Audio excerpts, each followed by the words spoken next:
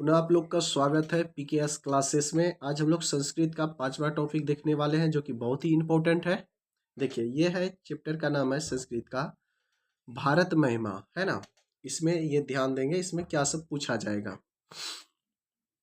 सबसे पहले इसमें ये जान लेंगे कि ये भारत महिमा जो है ना, भारत के बारे में गुणगान किया गया है, यानी कि अपने देश के बारे में बताया गया है कि यहाँ क्या सब है ना। इसमें भारत की विशेषताओं का वर्णन किया गया है। फर्स्ट पॉइंट क्या हो जाएगा? भारत की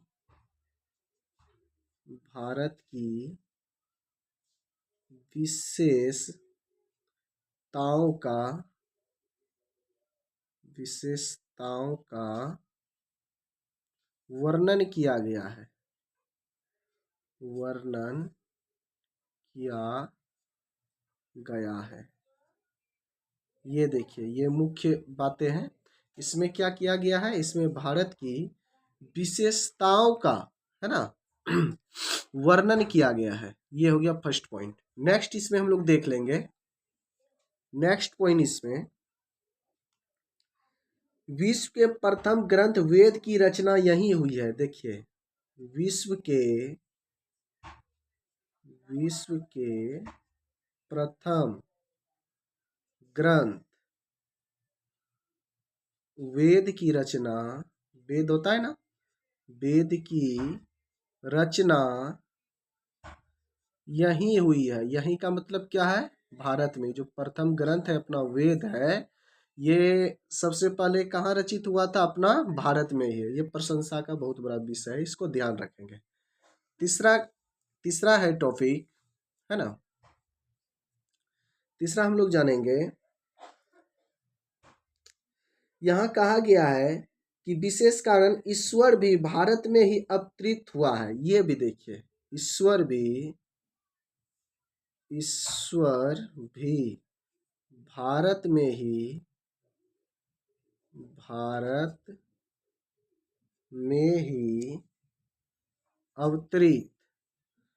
अवतरित हुए हैं। यानी यहाँ जो है ना, देवता भी चाहते हैं कि मैं भारत में क्या हूँ, अवतार लूँ, है ना। यहाँ पे राम कृष्ण जैसे बहुत सारे भगवान आकर के भारत में ही यहाँ रहे हैं, अवतरित हुए हैं, है ना। ये सबसे बड़ा चीज है।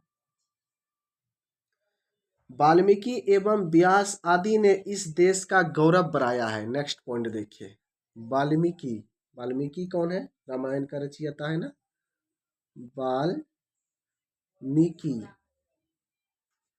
वाल्मीकि एवं व्यास, व्यास वेद की रचयिता। वाल्मीकि एवं व्यास आदि ने, बहुत सारे यहाँ ऋषि हुए, आदि ने भारत देश की गौरव को बढ़ाया है। यानी कि इस देश का गौरव बढ़ाया है।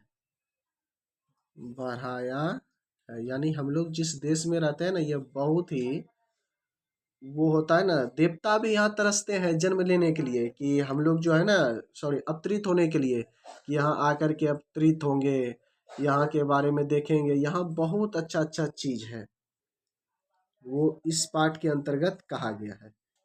नेक्स्ट पॉइंट है, इसमें कहा गया हमारे देश को भारतवर्ष कहा जाता है। हाँ, हमारे देश को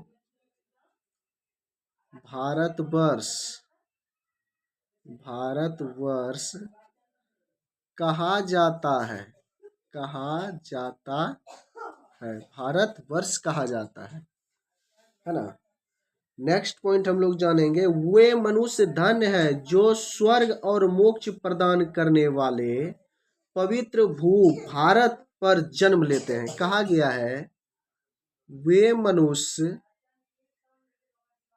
धन्य है। देखिए, धन्य है, आप अपने आप को गौरवशाली मानिए, है ना। वे मनुष्य धन्य है जो स्वर्ग और मोक्ष प्रदान करने वाली, स्वर्ग और मोक्ष, मोक्ष प्रदान करने वाली, प्रदान करने वाली, है ना, मोक्ष प्रदान करने वाली पवित्र भारत भूमि पर जन्म लेते हैं। पवित्र भारत भूमि पर या भू पर जन्म लेते हैं, जन्म लेते हैं। यानी कि वो जो है वो मानव क्या है, धन्य है, वे मानव धन्य है जो स्वर्ग और मोक्ष प्रदान करने वाली पवित्र भारत भू पर जन्म लेते हैं। इस पाठ के अंतर्गत भारत महिमा के अंतर्गत कहा गया है, मेन पॉइंट आप लोग ध्यान रखेंगे, क्वेश्चन आएगा कि भारत महिमा के बारे में लिखें, तो आप इस प्रकार से पॉइंट बना करके क्लास 10 के लिए बहुत ही इंपॉर्टेंट है, आप लिख सकते हैं, है ना। नेक्स्ट पॉइंट है, और हम लोग एक दो पॉइंट जान लेते हैं। देवता भी इस भू पर पुनः आने के लिए प्रार्थना क्या करते हैं। यानी कि देवता सब भी क्या होते हैं ना, ललायित रहते हैं कि भारत भूमि पर आकर के अपना जीवन यापन करे। बहुत ही पवित्र भूमि है, ये भी आप लोग यहाँ लिख दिए हैं। ईश्वर भी भारत ही अवतरित हुए हैं।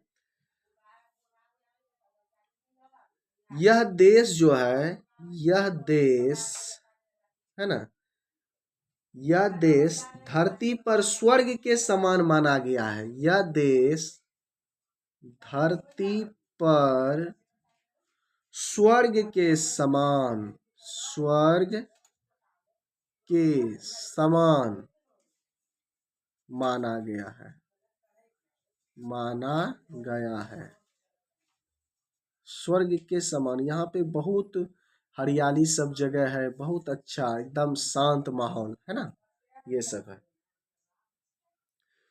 पुराणकार का कहना है यह भूमि स्वर्ग तथा मोक्ष प्रदान करती है। ये जो है ना, ये स्वर्ग और मोक्ष जो प्रदान करती है, ये पुराणकार मतलब पुराण जो लिखे हैं ना, वो भी ये बातें बताते हैं। ठीक है, हम लोग अगला पॉइंट जानेंगे। यहाँ पर राम कृष्ण जैसे अति, है ना, अति देवतुल्य मानव भी इस धरती धराधाम पे अवतरित हुए हैं। ये सब भी आप लोग ध्यान रखेंगे, बातें जो सब पॉइंट हम बता रहे हैं।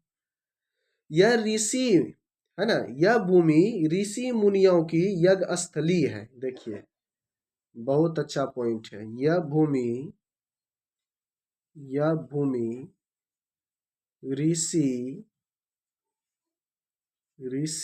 मुनियों के, है ना, ऋषि मुनियों के यज्ञ स्थली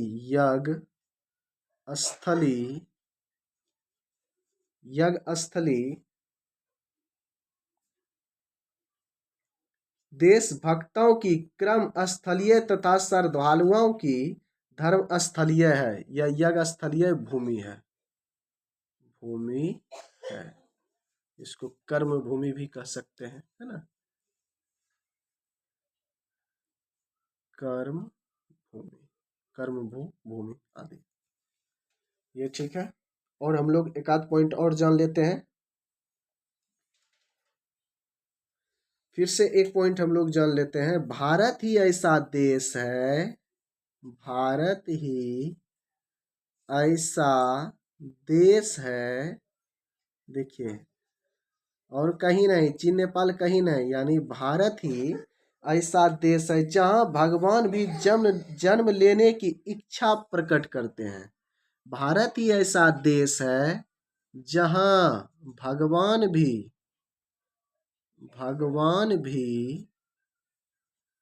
जन्म लेने का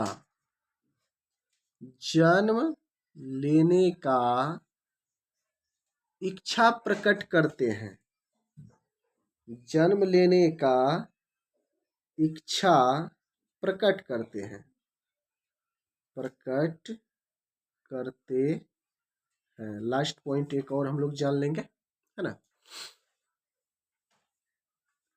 ये हो गया। अब नेक्स्ट पॉइंट हम लोग जानते हैं कि और यहाँ क्या क्या है। हाँ, ये मेन पॉइंट है, यहाँ विभिन्न लोग, है ना, यहाँ भिन्न भिन्न लोग या विभिन्न धर्मों के, यहाँ यहाँ मतलब कहाँ, भारत में, यहाँ भिन्न भिन्न, यहाँ, है ना, भिन्न भिन्न धर्मों के लोग, भिन्न भिन्न धर्मों के लोग आपस में मिलजुल कर रहते हैं। यहाँ भिन्न भिन्न धर्मों के लोग आपस में मिल जुल कर रहते हैं, मिलजुल कर रहते हैं। यानी कि जैसा हिंदू मुस्लिम सिख ईसाई, कहते हैं ना, हिंदू मुस्लिम सिख ईसाई आपस में सब भाई भाई, मतलब यहाँ पे क्या है ना, एकता है, आपस में ना झगड़ना, सब कोई बढ़िया से रहना, ये सब बातें बहुत ही क्या है, ध्यान देने वाली है। आप लोग इसको जरूर मेंशन कर लेंगे। हम लोग चलेंगे नेक्स्ट टॉपिक की ओर। धन्यवाद, है ना।